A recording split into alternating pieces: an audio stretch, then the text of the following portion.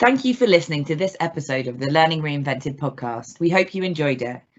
If you've not already done so, please follow our podcast. And if the learning effect can help you and your organisation, please do get in touch. You can find both James and Katie on LinkedIn, and our contact details are in the show notes below.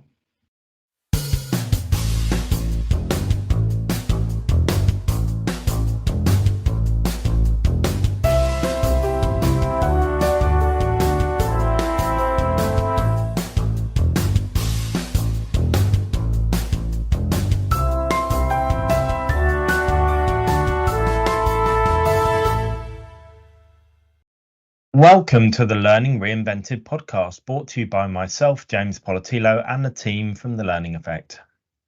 There are lots of learning podcasts out there, so we wanted to do something slightly different. This week, we're taking an in-depth look at the learning profession and industry in Africa. I am delighted to welcome Olayinka Akande to the podcast. Hi, Olayinka. Thank you for joining us. Thank you, James. Thank you so much for having me. It's a pleasure. Do you want to take a couple of moments to introduce yourself to our listeners and tell them a little bit about yourself? Yeah, sure. Absolutely. Hello, everyone. My name is Olayinka Akande. I work as a learning professional and human resource professional here in Canada right now. I currently work as a human resource manager for an organization called Venture Lab.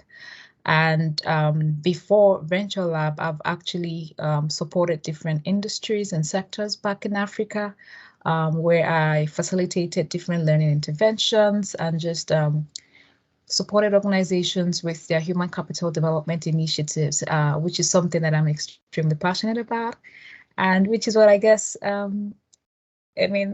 gives me the joy to be joining James today. So it sounds like you're on quite a journey. So in our podcast, we have listeners from around the world, and we've spoken to guests from various different countries, and we always find it fascinating to take a look at how learning operates in different places. So I know how passionate you are about progressing learning in your space. So do you want to give our listeners a bit of an overview of the context you operate in? So, specifically coming from working in Africa, but now working in Canada as well. So it'd be really interesting to get your view on the different contexts and how that works. Yeah, sure, absolutely, absolutely. So I would say that learning generally in Africa, with a bit of more context in Nigeria, is definitely taking a different turn. I believe that, you would agree with me that there's been a little penetration in Africa in terms of what has been experienced as a small fraction of what is experienced globally is actually experienced in Africa. But that narrative has taken some deep amount of change with all of the different changes that the pandemic and just a general world changes has brought to a country, a nation like Nigeria, for instance.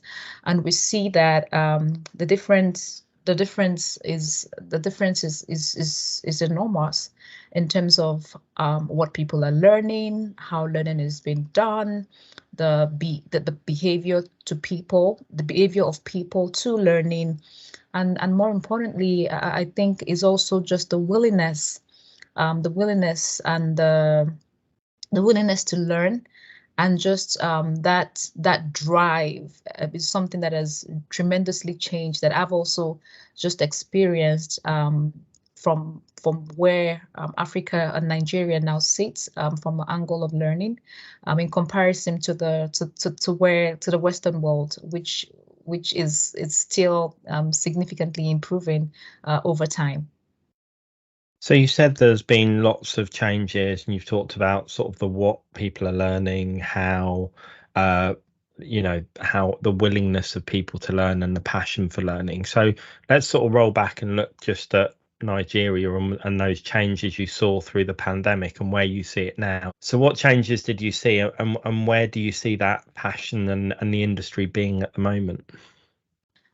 In terms of the changes, I think one of the things that a lot of learning professionals back in Nigeria had to do was to learn very quickly the different methods of work, which I think, is not just unique to Nigeria alone. I think for many organizations, they had to adapt to the VUCA world, which has now become a very popular terminology. But in terms of learning back in Nigeria, so the way of work significantly changed, right? Learning professionals were had the responsibility of just helping their employees to learn about the hybrid work. So how do we work? How do we work from home? What tools do we need to learn to work from home? How do we learn to have virtual meetings? How do we facilitate training programs virtually? What skills are required to have online facilitation? How do you ensure that your audience or your learners are actively engaged in a learning session? What management systems do we have that can help foster learning? Are just a few of the number of things that organizations and learning professionals had to learn. And it became apparent that the organizations that were open to all of these changes, organizations that were open to all of these learnings, were the ones that were able to thrive, right? Especially after the pandemic. And even after the pandemic, we still see a couple of organizations struggling to adapt to all of the changes.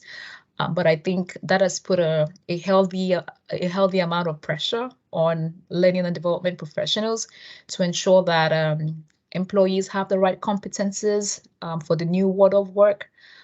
Employees are able to exhibit those competences for the new world of work with a great focus on just digital adaptation to just how work is done is just one of the many examples of some of the difference and what the pandemic has done to us also as professionals in Africa.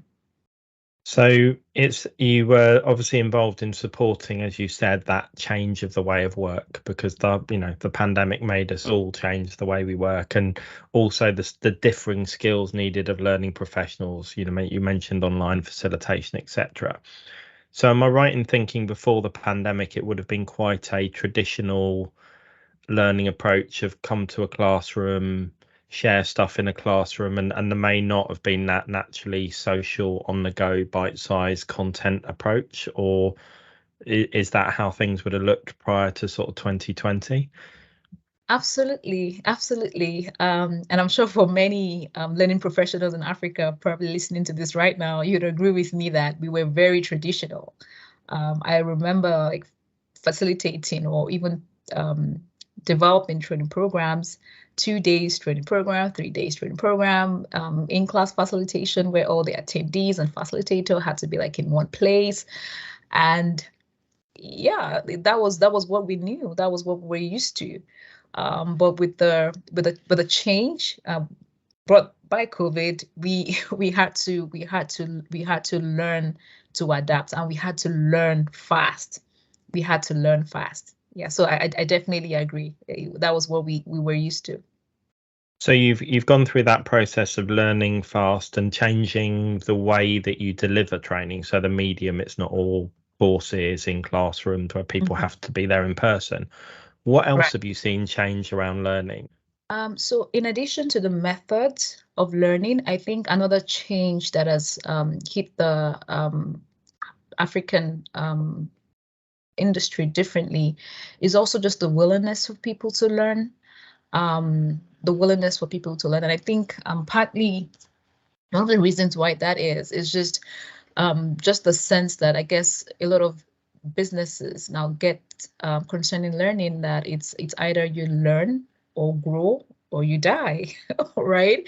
And I mean die now, in terms of businesses and just the general scope of that context. So the willingness to learn. Now we see more people, and I think earlier during this conversation, James, we're just speaking about just some different initiatives that some other professionals in Africa are putting together, just regarding driving learning across different professionals. So we've seen a significant change in just the openness and willingness to learn. We've seen more people attend more conferences. We've seen more people attend more learning programs. We've seen more people engage in more external collaboration. I mean, James, I met you through an external collaboration, just to get a sense of what learning or how learning is done in the Western world. All right. So I think in addition to the method of delivery, one thing that has also significantly changed is the willingness and the drive and the passion for learning. And I think that really evidently comes through whenever I've spoken to you, your colleagues, and peers. In the interactions we've had, is that there is a real thirst and drive to do things better, differently, but also a real willingness to learn and share with others, which I think is really refreshing and passionate. And I know you've been key to driving some of that network, in Nigeria, in the industries you're working in, and now on a wider basis. So it's really exciting to hear about some of those things you're creating. So do you want to tell me a little bit more about what that looks like and what you're working on? Well, I would say that for me also, it's been a progressive journey, considering that back home in Nigeria, I've supported different industries and sectors with different initiatives. I mean, just thinking about it, I remember all the different interventions around the tech industry, around the financial sector, around the people development industry, back at home. And I think why I say that is progressive is because whilst the purpose hasn't changed, even being here in Canada, with the focus on the tech industry here in Canada, while the purpose hasn't changed, the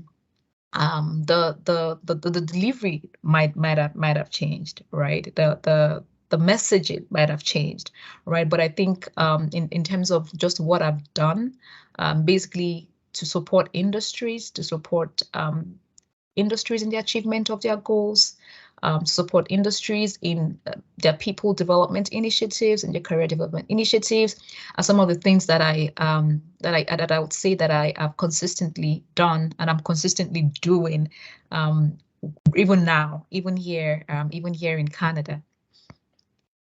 So, and what are those things? So you supported those industries. What sort of things have you put in place to help people build that network? Share that willingness and passion and tap into that. Because Africa, a massive continent. You're starting in Nigeria, but you're now reaching out across the continent. What's been in place to drive that community together?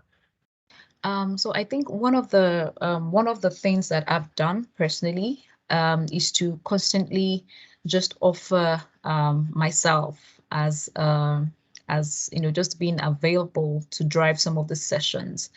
So to date, I'm still very active in a number of coaching sessions, a number of mentoring sessions. I get invited to speak at conferences. I get invited to speak at career sessions. I get invited to speak at different organizations. And even just recently at my organization here in Canada, I'd facilitated a session on just how organizations can help build effective teams. All right. So in terms of just one of those practical things that I'm doing, here are just a few of the things that I'm doing and that I've done.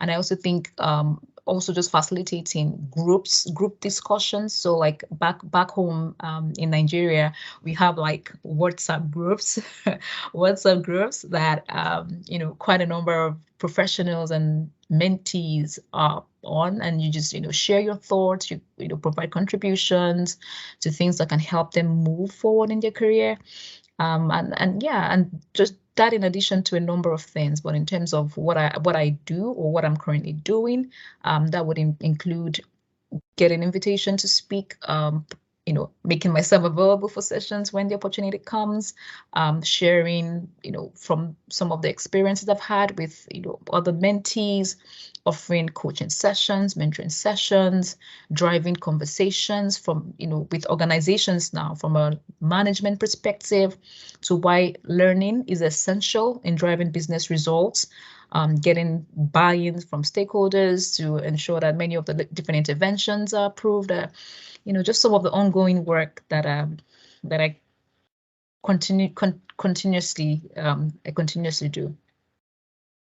And I think, you've had that really impressive reach of bringing people together, facilitating, creating events, speaking, sharing knowledge, asking questions. And I think, and it's not just you, there's a set of people who have a similar mind space all working together. And I think that's really great. One of the things we've touched on before is looking at how the wider learning industry views Africa and the services you've got, because, there's lots of stuff happening all over the world. But what's your view on how Africa is perceived by the rest of the learning industry and the rest of the world? Well, I'll say that for Africa, and I think it's just still back to the point I made initially, that there's been a little penetration in Africa in terms of how learning is perceived. Like when we have a comparison to what the Western world and just globally, how they've embraced learning, we would see that a very small fraction of that is experienced in Africa, all right? But in terms of how that narrative is changing, in terms of how of what we have in Africa, is just to say that one of the most significant things to note from this change is that there is the willingness. There is room for innovation. There's room for improvement in the future. There's room for growth, right? Which I think is one of the greatest things that we in Africa now possess. And in just a matter of time, the narrative would change completely, because we're putting all of the right measures in place. We're doing all of the right things in place. We're learning from subject matter experts. We have a growth mindset. We're exposing ourselves to the right information. We're reading the right books. We're engaging the right resources. We're engaging the right content providers. And I think in a couple of years, the narrative. The narrative would be entirely different, just with the continuous growth that now characterizes a lot of professionals in Africa. So it feels like, there is a real open market there, and a willing market that's already thirsty for knowledge, thirsty to tap in and be the best and grow and develop.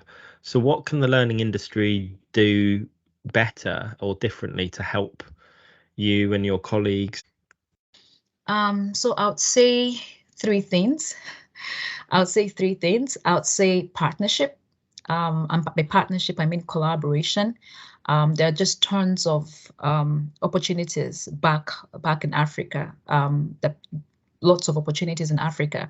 I mean, just in terms of just the population of Africa, you would agree with me that there are a lot of opportunities, and learning is also one, plays a very vital place in all of those opportunities. So I'll say number one, partnership. Partnership and collaboration, right? With all of this professionals. The second thing I would say would also be just a change in perspective, all right? Just in terms of how Africa is viewed in terms of learning, all right? Whilst we might be on that journey to growth, but I think one of the greatest things that will be very valuable to the industry would be a change in narrative to say that, Africa, what you knew it to be 5 or 3 or 4 years ago, isn't what it is right now. All right. So there definitely has to be that mind shift, especially as to how learning professionals in Africa, how they are viewed, right?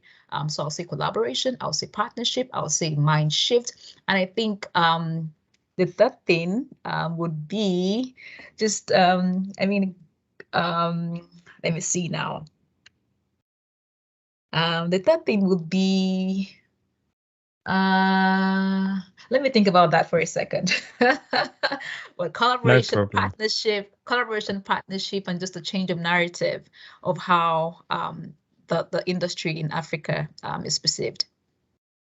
Absolutely. And I think, my interactions with you and your colleagues and your peers has, I think every market or every place you go and you start to work with that's not your current place of working, I view it as an opportunity to learn, to understand, to embrace. And the thing that struck me speaking to you and your peers was the absolute openness and willingness to learn, and the no barriers. Sometimes you see in other markets, so the UK market where I sort of started, there's a lot of history that holds things back. And what I've felt when I've spoken to you and your colleagues is that there's less history in terms of you want to drive forward and you want to look to the future, not worry too much about the past. And that felt really refreshing to me, and it felt like so much could be achieved when we've had those conversations. So I think you're definitely right on the mindset thing of everyone should approach everything with an open mind, but people will have preconceptions, people will have views, people may not even know very much about Africa if they're coming from outside. We don't know until we go and we experience and we live and we work alongside people. So and Africa is a multifaceted thing. It's a continent, it's not a country, it's not a place, it's a huge set of differing challenges and different places. So I think embracing that and understanding how we can collaborate and partner, I think that's really important as well, is to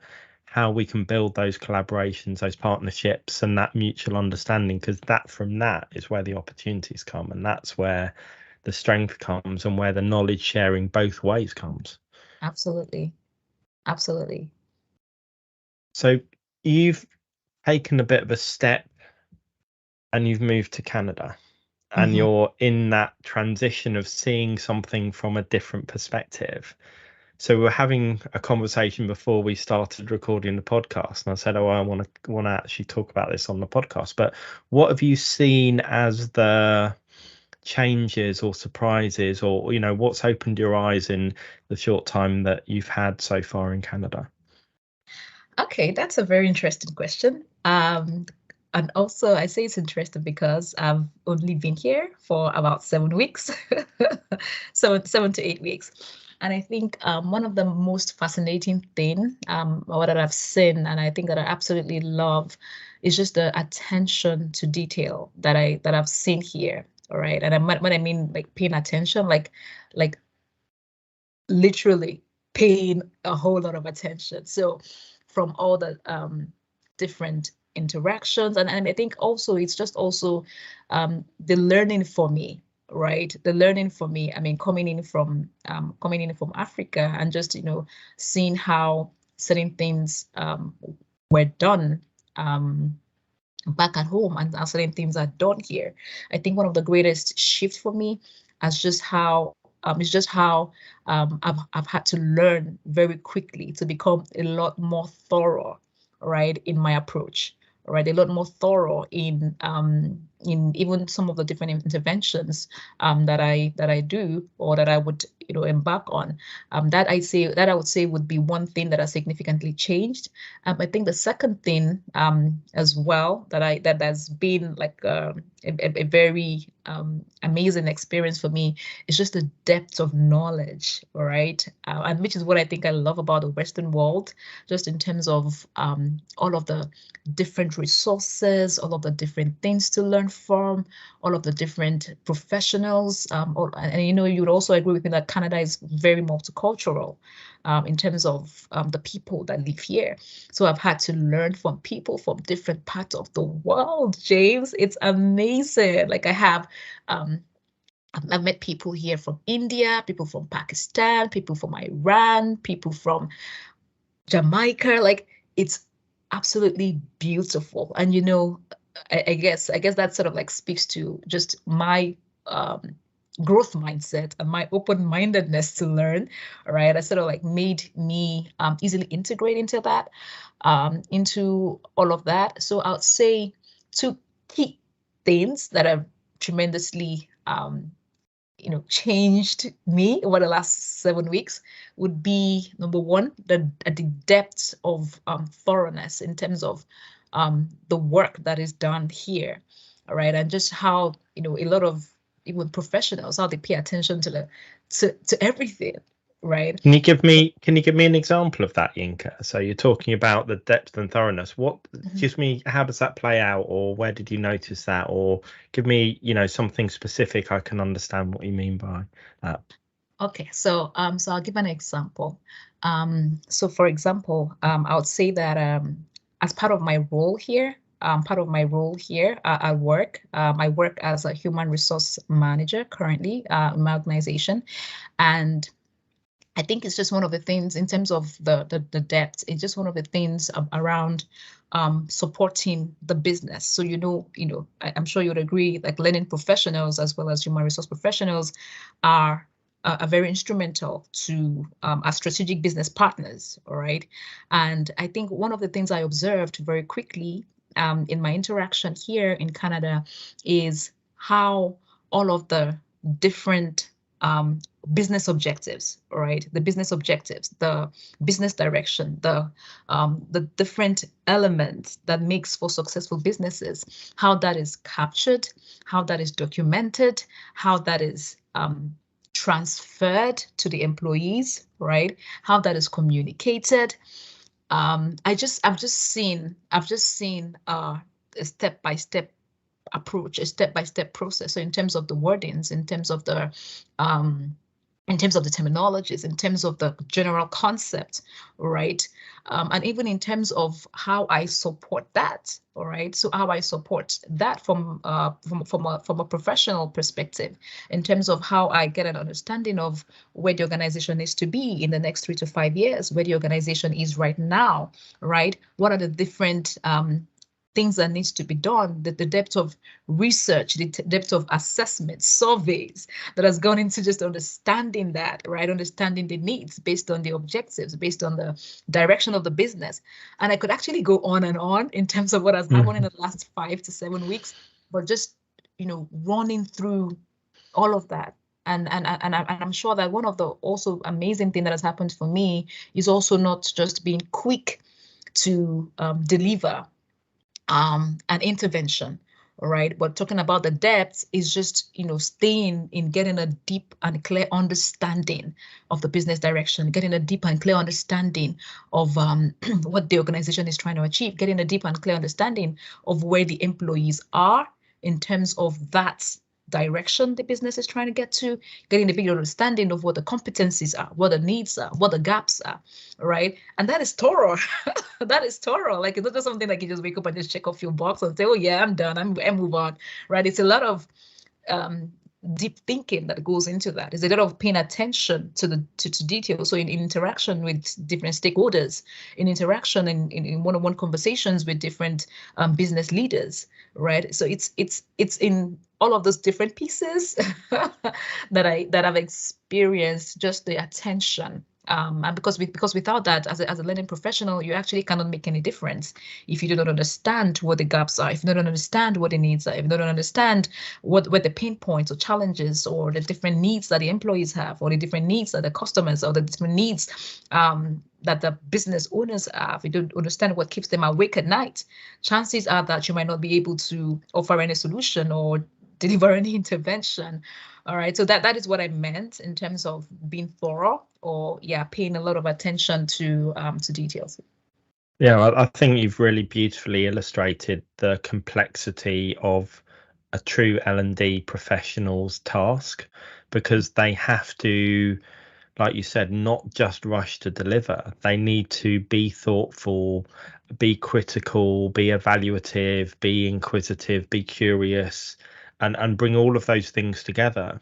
The other thing you were talking about is that sort of bringing together of cultures and experiences and backgrounds. So obviously you're feeding your background and experience into that, and you're only 7 weeks in. So and you've talked about colleagues from across the globe or professionals from across the globe you're working with. So what do you think, again, across that collaboration, what do you think you can share from your experience? What do you think is your, secret that you're going to bring to that collection and collaboration that's going to really add to everyone else?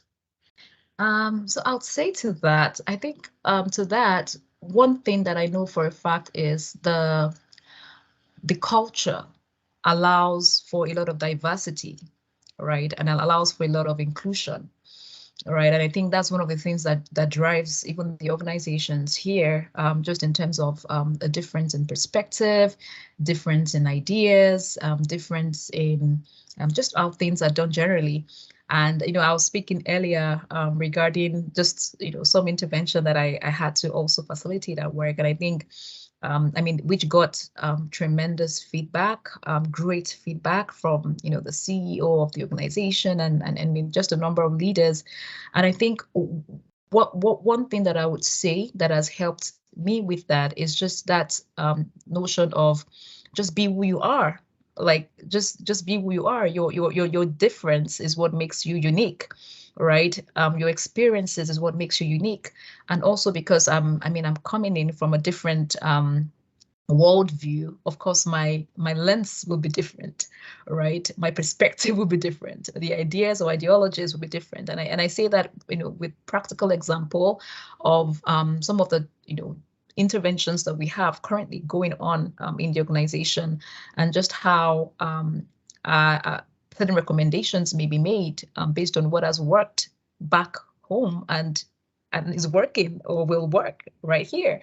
So what I would say to that is there's beauty in diversity.